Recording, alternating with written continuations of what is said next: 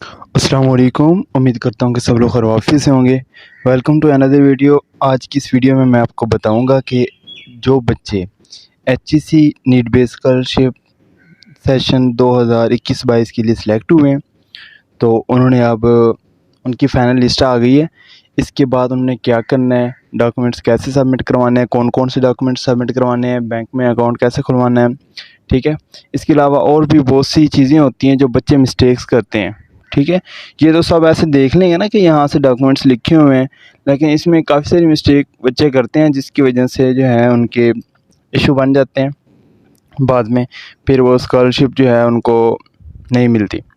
तो इसलिए इस वीडियो को आपने कंप्लीट एंड तक लाजमी देखना है, ठीक है। तो ये जी हमारे पास पहले तो हम नोटिफिकेशन देख लेते हैं जी। ये नोटिफिकेशन है, ठीक है, उन्होंने ये दिया है एचईसी नीट बेस का, ठीक है।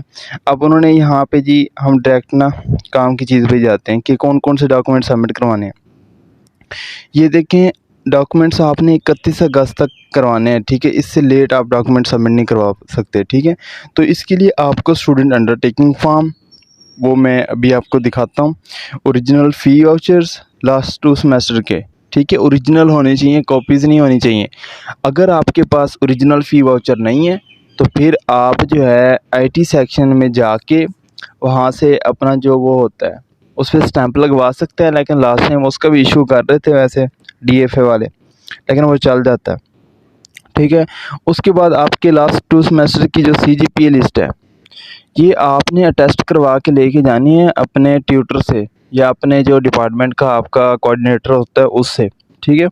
उसके बाद स्टूडेंट सीएनआईसी यूनिवर्सिटी कार्ड, इसकी कॉपीज़, ठीक है, अपने अबू और 2 विटनेस की कॉपीज़ होनी चाहिए, एक पिक्चर होनी चाहिए आपकी पासपोर्ट साइज़, और एफिडेविट पेपर पे ना ये जो होता है जुडिशल पेपर पे ये हमारे पास एक होता है डीड ऑफ एग्रीमेंट, वो प्रिंट किया हुआ होना चाहिए। और ये जो है आप लोगों ने 31 अगस्त तक लाजमी सबमिट करवाना है। अब ये कैसे करवाने हैं वो मैं आपको बता देता हूँ, ठीक है। ये आगे जो उन्होंने लिखा है इसमें कि इस मरतबा ना बच्चे पूछ रहे हैं कि हम ये जो है ना कम बच्चों की सिलेक्शन हुई है, वो इस वजह से अभी जो है ना इसका फाइनल पता नहीं है, लेकिन जो है ना इस बार फिज़िकल वेरिफिकेशन भी हुई है, ठीक है। लेकिन मैंने ऐसे कुछ बच्चे देखे हैं जो डिज़र्विंग थे, उनको वाकई नहीं मिली स्कॉलरशिप, तो पता नहीं अब ये क्या चक्कर है। लेकिन इसकी फ़िज़िकल वेरिफिकेशन हुई है और आगे भी होगी। जो बच्चे पकड़े जाएंगे तो उनकी जो है स्कॉलरशिप कैंसिल की जाएगी और उनसे ये वापस भी लेते हैं, जैसे लास्ट टाइम एहसास स्कॉलरशिप ली थी, ठीक है। ये लिस्ट है, यहाँ से आप अपना नेम देख सकते हैं। जिन बच्चों के यहाँ पे नेम है उन्होंने जी अपना जो है ये डॉक्यूमेंट्स हैं ये सबमिट करवाना है। सबसे पहले हम अंडरटेकिंग फॉर्म की बात करते हैं। ये अंडरटेकिंग फॉर्म आपको यूनिवर्सिटी से जो है ना, यूनिवर्सिटी पे जो है फ़ोटोशॉप्स हैं इनसे मिल जाएगा इजीली, और अदरवाइज़ हम ग्रुप में भी हमने सेंड किया हुआ है, ठीक है, वहाँ से भी आप ले सकते हैं, ठीक है। ये देखिए यहाँ पे इसको फिल कैसे करना है। ये सबसे पहले फॉर द रिलीज ऑफ एहसास स्कॉलरशिप, ठीक है, अपना एजी नंबर लिखना है, स्टूडेंट सीएनसी नंबर लिखना है, फुल नेम, फादर नेम लिखना है, फिर एडमिशन डेट। ये वो होती है जो आपने पहली फ़ी पे की थी उस पे जो डेट लिखी होती है ना, वही आपकी एडमिशन डेट होती है। फैकल्टी का नेम लिखा है, जैसे हमारी फैकल्टी ऑफ साइंसेज है, ठीक है। उसके बाद आपने स्टडी लेवल लिखना है, ठीक है। अब यहाँ पे बीएस नहीं दिया हुआ तो आपने यहाँ पे एमएससी लिख देनी है, जिनकी एमएससी के बराबर है, ठीक है। उसके बाद बैच लिखना है, करंट सेमेस्टर लिखना है, अपना ईमेल लिखना है, ठीक है, कॉन्टैक्ट नंबर, और उसके बाद एड्रेस लिखना है, ठीक है। ये लिखने के बाद जो है ना आपने ये नीचे आ जाना है और यहाँ पे ये नेम ऑफ स्कॉलरशिप को जब अगर आप ले रहे हैं, ठीक है, तो फिर आप यस करेंगे, अदरवाइज़ नो पे क्लिक करेंगे, ठीक है, क्रॉस कर देंगे, ठीक है। यहाँ पे अपने सिग्नेचर यहाँ पे लाजमी करने हैं, ठीक है। उसके बाद ये दूसरा पोर्शन होता है, ये होता है उन स्टूडेंट्स के लिए जो हॉस्टल में रह रहे हैं, यूनिवर्सिटी के हॉस्टल में, ठीक है। तो ये फिल करना होता है, इसमें अपना हाल लिखना है, रोल नंबर लिखना है, कब से रह रहे हैं, ठीक है। पहले ना आपने अपने मुंशी की, आपके हॉस्टल के जो मुंशी होता है उससे इस पे स्टैंप लगवानी है, फिर आपका जो सुपरिटेंडेंट होता है उससे लगवानी है। वो लगवाने के बाद आप जाएंगे हॉल वार्डन, ठीक है, वहाँ पे एक लिस्ट होती है, उससे आप देखेंगे हॉल वार्डन कौन कौन से हैं, ठीक है। तो एक तो ये इधर ही हैं हॉल वार्डन के साथ, फिज़िक्स डिपार्टमेंट में डॉक्टर ज़िया साहब, उनसे आपने वहाँ पे सिग्नेचर स्टैंप करवानी होती है। ठीक है, ये कराने के बाद आगे वाला जो पोर्शन होता है ये बड़ा इंपॉर्टेंट होता है। ये जो है ना, इसमें अपना नेम लिखना है, एजी नंबर, और अटेंडेंस जो है ना आप लिख दें अपनी तरफ से। हम तो जब करवाई थी हमने तो एहसास की तब अपनी तरफ से लिखी थी 90% या अपनी मर्ज़ी से, जितनी भी देखते नहीं है इतनी वो। तो ये जो है ना, यहाँ पे आपने सबसे पहले जो सिग्नेचर करवाने हैं ना वो अपने ट्यूटर के करवाने हैं। ठीक है, या ट्यूटर या आपका जो सुपरवाइज़र है उसके सिग्नेचर होंगे। उसके बाद फिर चेयरमैन साहब के करवाने हैं। अब बच्चे क्या करते हैं, पहले डीन साहब के पास लेके चले जाते हैं, वो नहीं करते सिग्नेचर, पहले आपने ट्यूटर के, फिर चेयरमैन के, फिर डीन के। ठीक है, उसके बाद फिर जी इसको ये आपका काम हो गया। इसके अलावा जो बैंक वाला पोर्शन है, हाँ, अब जो बैंक की बात आती है ना, अब बैंक जो है ना, आप 3 ब्रांचेज़ में अकाउंट ओपन करवा सकते हैं। यूनिवर्सिटी के अंदर भी करवा सकते हैं और यूनिवर्सिटी के बाहर अपने सिटी में भी करवा सकते हैं। ठीक है, अब नेशनल बैंक है, एमसीबी है, ठीक है, एचबीएल, इन तीनों में से किसी एक में करवाना होता है। और अक्सर बच्चों का ये सवाल आता है कि ये जो वेरिफिकेशन करवानी होती है नीचे, ये क्या हम यूनिवर्सिटी से करवा सकते हैं? हाँ जी, आप यूनिवर्सिटी आके अगर आपका बैंक अकाउंट अपने सिटी का ओपन हुआ है, उसके बावजूद भी आप यहाँ पे यूनिवर्सिटी के में आके ना इस पे स्टैंप वगैरह लगवा के ना इसको वो करवा सकते हो। ठीक है, ये अंडरटेकिंग फॉर्म की मैंने बता दी हैं तकरीबन डिटेल्स जो चाहिए होती हैं, और अहम चीज़ें भी। इसके अलावा अगर आपका कोई क्वेश्चन होगा तो आप नीचे कमेंट करते जाएँ, ठीक है, मैं बताता जाऊँगा। तो इसके अलावा मैं आपको डीड ऑफ एग्रीमेंट दिखाता हूँ। ये हमारे पास डीड ऑफ एग्रीमेंट है।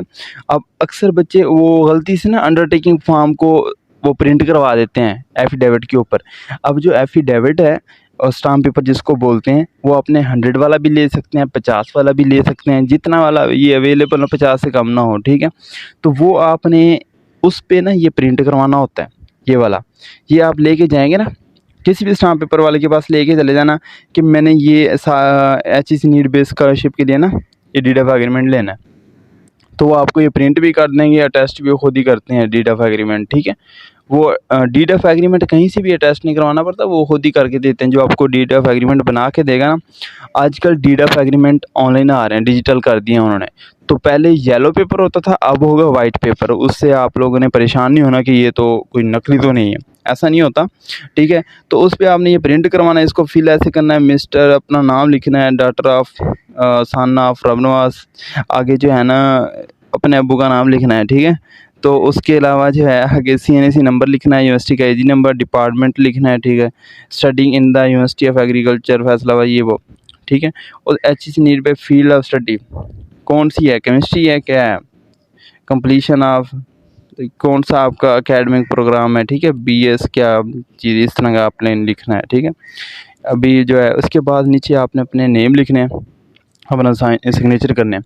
अब यहाँ पे ना एक और चीज़ होती है, अपने विटनेस ढूंढने हैं 2। ठीक है, वो आपके फ्रेंड भी हो सकते हैं, आपके फैमिली में से भी हो सकते हैं, कोई भी हो सकते हैं यार। यहाँ पे कोई भी बाहर आपको मिल जाए ना, बस उसकी मिन्नत करके आपने CNSE ले के ना अटैच करना होता है और उसके सिग्नेचर वगैरह करवाने होते हैं। ठीक है, तो ये करवाने हैं आपने। ठीक है, ये करवाने के बाद ये सारी चीज़ें अपने पेरेंट्स वगैरह के सिग्नेचर करवाने हैं। ठीक है, और इसका एक ही पेज होता है, इसको आप वो प्रिंट करवा दोगे ना डीड ऑफ एग्रीमेंट के ऊपर। ठीक है, तो ये चीज़ें होती हैं, इनको आपने अच्छे से करना है। ठीक है, अब अक्सर बच्चे क्या करते हैं, अकाउंट नंबर गलत लिख देते हैं। ठीक है, जब अकाउंट नंबर आप गलत लिखोगे तो फिर आपकी जो है स्कॉलरशिप नहीं होगी, नहीं ट्रांसफ़र होगी। ठीक है, तो इसलिए इन चीज़ों से बचने के लिए अभी से आपने एहतियात से ये चीज़ें करनी है। इसके अलावा एक और चीज़ होती है कि बच्चे अक्सर इनको क्वेश्चन आ रहा होता है कि क्या हम 2 स्कॉलरशिप ले सकते हैं। अब जिन बच्चों की HEC नीड बेस्ड स्कॉलरशिप लगी हुई है वो कोई और स्कॉलरशिप नहीं ले सकते। इसकी अमाउंट जो है आपको मिलती है मेरे ख्याल में 35,000 के करीब मिलती है पर सेमेस्टर की। ठीक है, तो ये सेमेस्टर वाइज आती है। हर सेमेस्टर में आपको डॉक्यूमेंट सबमिट करवाने होते हैं, जैसे अभी करवा रहे हैं ना, तो अगली इंस्टॉलमेंट के लिए आपको फिर ऐसे करवाने पड़ेंगे ये डॉक्यूमेंट। तो इसलिए इसको भी अच्छे से करना है ताकि आपको याद हो जाए, क्योंकि पूरी डिग्री जो है अब आपको ये स्कॉलरशिप मिलेगी। ऐसा नहीं होगा कि एक मरतबा नहीं मिलेगी, पूरी डिग्री मिलेगी। जब तक आपकी है डिग्री यहाँ पे तब तक ये स्कॉलरशिप आपको मिलती रहेगी। ठीक है, तो इसलिए इसको एहतियात से आप लोगों ने अप्लाई करना है इसमें, ठीक है। और आपको कोई क्वेश्चन है तो पूछ सकते हैं, नीचे ग्रुप्स के लिंक दिए हुए डिस्क्रिप्शन में, ज्वाइन कर सकते हैं हमारे यूएफ अलुमनाई नेटवर्क को। थैंक यू, अल्लाह हाफिज़।